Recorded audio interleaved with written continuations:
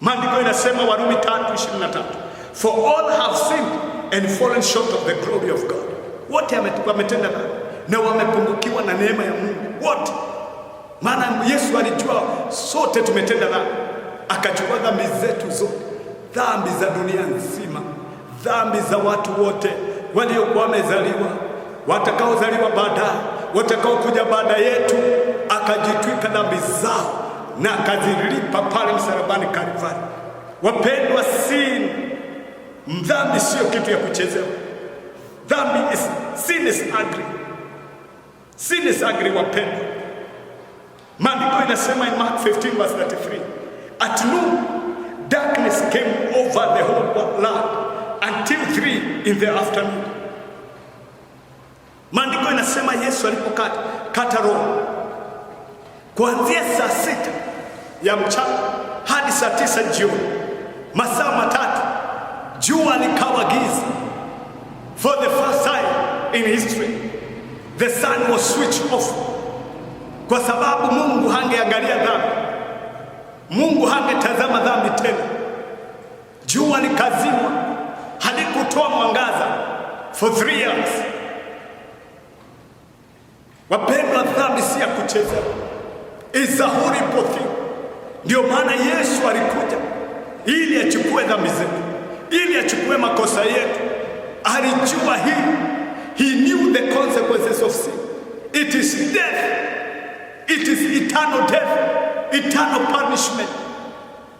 Maandiko inasema ni moto wa jehanamu usiozimika milele yote.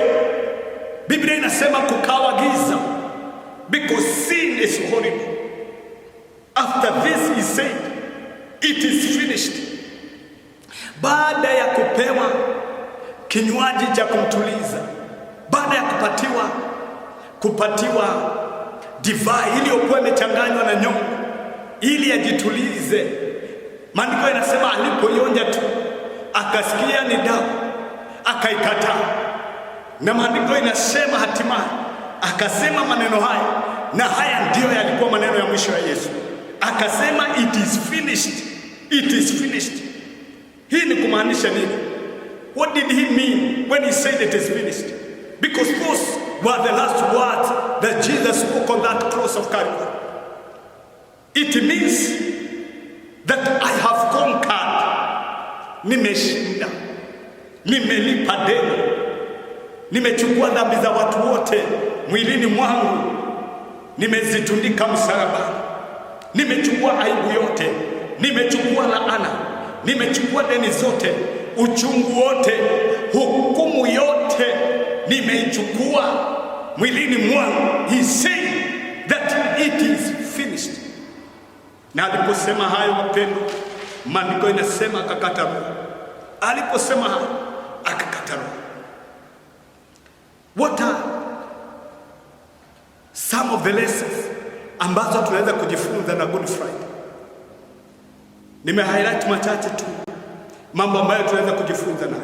Number 1, we must be committed disciples. Be willing to take stand for Jesus. Committed disciples. Tuwe watu ambao wanafunzi ambao wamejitoa na wako tayari kusimamia Yesu, wako tayari kusimamia haki. Maandiko inasema in Luke 9:26 and 27, for whosoever is ashamed of me and my words, then the Son of Man will be ashamed when he comes in his own glory and in his Father's and of the holy angels. Atakaye nionea aibu, Yesu anasema, ukimwonea aibu, umwonee aibu mbele za watu, na yeye maandiko inasema atakuonea aibu wakati atakapokuja na utukufu wake na wa Baba yake na pia wa malaika. Atakuonea aibu. Kwa nini, wapendwa? Bwana atuonee aibu. Amelipa yote, amelipa madeni yote, amelipa dhambi zetu, amejitwika laana, badala ya laana tumebarikiwa.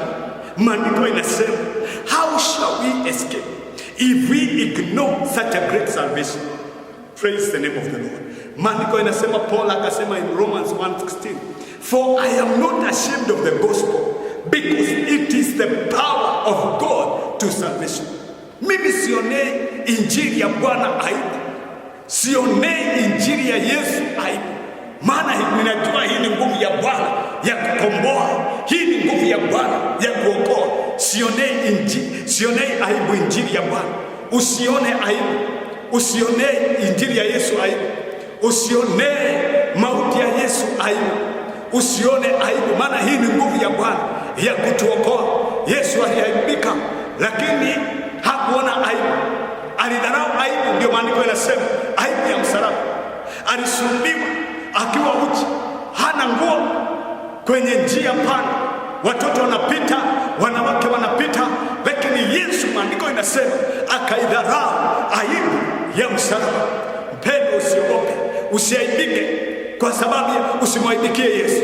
Usiaibike kwamba umeokoka, usiaibike kwamba umesimamia haki, usiaibike mpendwa, simamia haki.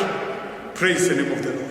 Maandiko yanasema pia kitu kingine hapa cha kujifunza, the commitment to be faithful disciple, kuwa mwanafunzi ambaye ni mwaminifu. Do not compromise, even in the time like this, a time of crisis. Do not compromise. Najua hatuji kanisani, we are not congregating in our churches as usual. Kila mtu wako kwake anafanya mambo yake, but still remember that you are faithful disciple. Kumbuka wewe ni muumini, ni mwanafunzi ambaye ni mwenye haki, ambaye ni mwaminifu. Kumbuka hiyo, hata ukiwa nyumbani, hata ukiwa mbali na pastor wako. Kumbuka mpendwa, ya kwamba wahitajika kuwa mwaminifu katika njia zako, katika maisha yako, katika tabia yako, kuwa mwaminifu. Praise the name of the Lord. The other thing we would like to learn from Good Friday, the commitment to follow Jesus, kujitoa kumfuata Yesu. Mfuate Yesu hata kama itakugharimu nini. Mfuate Yesu hata kama hautakuwa popular. Be a follower of Jesus, be a disciple, be committed. Jitoe umfuate Yesu. Sikia vile maandiko inavyosema, Luke 9:62. No one who put, this is Luke 9:62. No one who puts his hand to the plow and look back is fit for the kingdom of God. Hakuna ambaye ananyoosha mkono wake aanze kulima kisha angalie nyuma, ambaye anafaa katika ufalme wa Mungu. Umekwisha okoka mpendwa, umekwisha muamini Kristo, usiangalie nyuma, usiangalie nyuma, usiangalie mahali ulipotoka. Wachana na mahali ulitoka, wachana na wale watu uliwacha, mtazame Kristo, mwangalie Bwana. Sikia vile maandiko inasema in Hebrews 10 verse 39, but we do not belong to those who shrink back and are destroyed, but to those who have faith and are saved. Sisi si wa wale ambao wanarudi nyuma, wanaangalia nyuma, wanaangamizwa. Shetani angependa uangalie nyuma. Shetani angependa kidogo mwache Yesu. Shetani angependa kidogo ufanye mambo ya dunia. Lakini maandiko inasema hapa, we do not belong to those who shrink back. We do not belong to those who turn back, who draws back. We do not belong to those people who are destroyed because of their turning back, who are destroyed because of looking back. But we belong to those who have faith and are saved. Praise the name of the Lord. Another thing to remember is just remember our Savior, the sacrifice He made and the penalty He paid on our behalf. Tumkumbuke mkombozi wetu. Tunaposhiriki meza ya Bwana, tunaambiwa tukumbuke, tunapokula mwili wa Kristo na kunywa damu yake, tukumbuke hii ni damu ya agano, na tukumbuke kufa kwa Bwana wetu Yesu Kristo. Alitufilia. Kumbuka mahali ulipotolewa. Ijumaa njema kama hii ya leo, kumbuka ukombozi wako, kumbuka mkombozi wako, kumbuka wale ambayo ulichunguliwa, kumbuka gharama yote ambayo Kristo alilipa, kumbuka uchungu wote ambao Kristo aliopitia kwa ajili yako. Shetani asikudanganye na mambo ya dunia hii.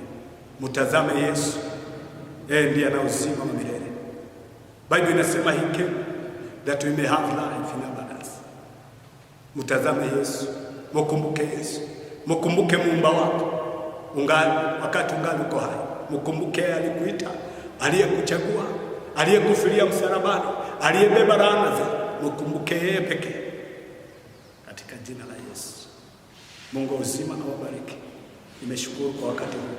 Ningependa tusimame tuombe. Ukiwa nyumbani, simama tu mbele za Bwana tu.